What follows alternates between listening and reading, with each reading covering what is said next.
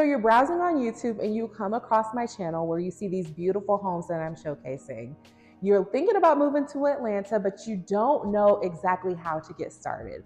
Well, that's where I come in. Today, I'm going to tell you exactly what it's like to work with me personally. I'm Marty Pettiford. I'm an Atlanta, Georgia real estate agent. This is my channel where I showcase beautiful homes as well as tell you what's going on in the real estate market. In this video, I'm going to tell you exactly how I help you find your perfect home in the Atlanta, Georgia area, whether you're relocating from another state or if you're local and you just want to change neighborhoods. You're going to get all the information you need to make a decision to call me today. So the first process is finding a realtor. So you've already found me on YouTube. What's next? Typically, when my clients from YouTube get in contact with me, they will call me, send me a text, or even email me. All of those modes of communication are perfect for me as I can respond back as quickly as possible. If you've worked with me before or called me, you know I try my best to answer every call right when you call me. And if not, I return your phone call very soon after that.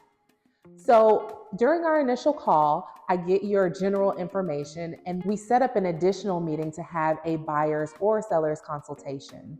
That conversation is where we get really in depth of what you're looking for as far as timeline, criteria of your new home, and the area that you want to live in. And if you haven't narrowed that down by then, don't worry. I have a free relocation guide on moving to Metro Atlanta that you can download to help you get started with thinking about where you possibly want to stay. And as you know, none of this is set in stone, so you can definitely change your mind as far as location, price range, timeline at any point in time during this transaction. But typically we start off with a Zoom consultation and we go over the home buying process step by step so that you're not surprised by anything that comes up. We talk about potential fees, how I get compensated, the process of seeing homes, and what it's like after you sign the contract. So let's just say that we've had our initial conversation. You told me your ideal price range, you've gotten in contact with one of my preferred lenders, and you're ready to start your search. What's next? Well, after our initial conversation, I send you a professional email that details what you should expect from me and what I can expect from you in exchange. The first step in solidifying our relationship as client and agent is by signing a broker engagement agreement. This agreement is going to detail not only the ways that I'm going to be there for you as a realtor, but what you can expect as far as how I get compensated, the time frame of our relationship from finding a home to closing, and everything in between. Once you sign this agreement and we both agree on the time frame that this agreement is going to last, we start the home search. When you think about Realtor, the home search and going to see houses is probably what you're most familiar with. Now, to me, this is the smallest part of my job because I'm not just a glorified door opener. I do so much more, and the home showing process is just a small part of our total relationship. It's very important to you, and I treat it with so much respect because we are going to find you your dream home. And I'm not going to waste time in doing so because I'm going to listen to what you want and go out there and be intentional with the homes that I send you that meet your needs so you can find the home that you're looking for as quickly as possible. On average, I'm working with my clients through this portion of the process for 30 days or less.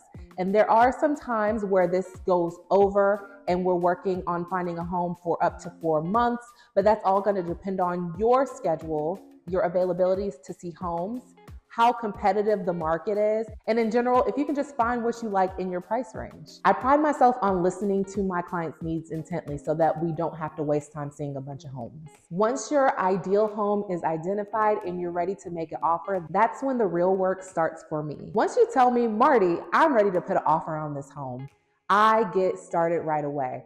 I will go to my computer, look up comparable homes that have sold within the area so that I can ensure that you are not paying over what you should for that particular home.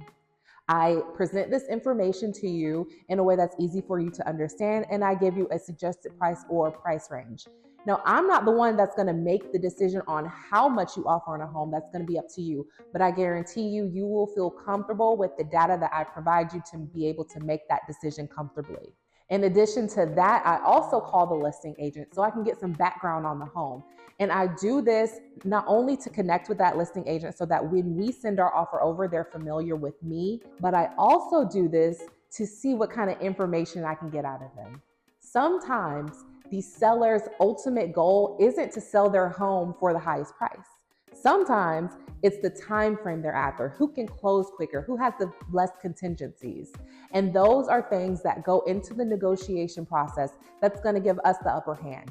Because if I know the most important thing is the time frame for the seller to sell the home, then we're going to look at making our time to close shorter instead of increasing our offer. Now, based on the information that the seller gives us that's most important to them, and based on what you feel comfortable in submitting an offer, I put that on paper. I verify everything with you to make sure you're comfortable with all the terms, not only what the terms are, but the implications of where those terms could lead to as far as deadlines and not meeting those deadlines, and where to send your money and when to send your money, and how long we want to wait till closing. All those things go into the contract.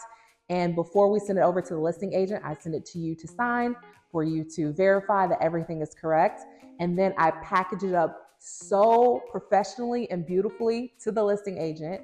I hype you up as the best buyer ever to ensure that they at least take our offer seriously and that they say good things to the seller about us. And this is very important, especially if you're in a market that has multiple offers. And if you're not in that type of market, I still do this because I want to ensure that we get this home, because I don't know all the time if there is another offer coming in. But presentation of your offer and first impressions to the seller and the seller's agent go very far in this business. And I've won offers just by how I presented them in the emails that I've sent to the listing agent on behalf of you to present your offer. Now, keep in mind, this part of the process is different with new construction, because with new construction, the listing agent typically writes the contract for us, but we get to negotiations faster when we're doing new construction. So we're going to be asking for concessions. We're going to be asking for upgrades for free and all of that. And that is the difference typically between this stage of the process in new construction and resale homes. Now, after all this, a couple of things could happen. We can receive a counter offer from the seller, in which we would go back and forth with negotiations. We can receive a total decline of offer from the seller, which means they don't want to negotiate. They're just simply not going to accept our offer. And lastly, we can receive an accepted offer, and that's obviously the best scenario at this point. Now, let's say, for example, they decided to go with another offer over ours, and they declined our offer because they got a better offer. I always ask for us to be considered as a backup offer, because just sometimes the first offer always doesn't go through. And I have personally been in a situation, not only with my clients, but even with myself, where I did not win the initial offer. I asked to be considered as a backup offer. And a couple days later, we ended up actually winning the offer because the initial buyer fell through. And to be able to make that call to you as my client, letting you know that, hey, we actually got the house that you wanted, because I went the extra step to ask for us to be considered, it makes my client so happy, and it just makes me even more happier that I was able to get that for you just from asking a question. Now, let's say we do have to counter offer. I'm going to make strategic suggestions to you as what we should make for a counter offer, just to keep us competitive, however, still get you the best deal possible. And just because we counteroffer doesn't mean we have to go over what you want to pay. It just means we have to meet in the middle between you and the seller. Once we do have an accepted offer for the home that you like, I'm going to be sending you an email letting you know the next steps. I will also give you a phone call letting you know I'm so proud of you, letting you also know what the next steps are verbally and what we need to focus on immediately. Now, at this point in the process, there are a lot of time-sensitive things that we have to take care of based on our contract. The first one is getting inspections done. If you choose to do a home inspection, which I always suggest that you do, Now is the time to schedule those inspectors. I have a list of preferred inspectors that I'll send you. You will schedule it. I will accompany you to those inspections if you want me to. And I will get the report and go over it with you line by line. From there, we go into negotiations again. We ask the seller to fix things that we want, or we give them an option to give us seller concessions to make up for those repairs that we might have to fix. Now, no home is perfect, and the amount that you're going to ask for is going to be up to you.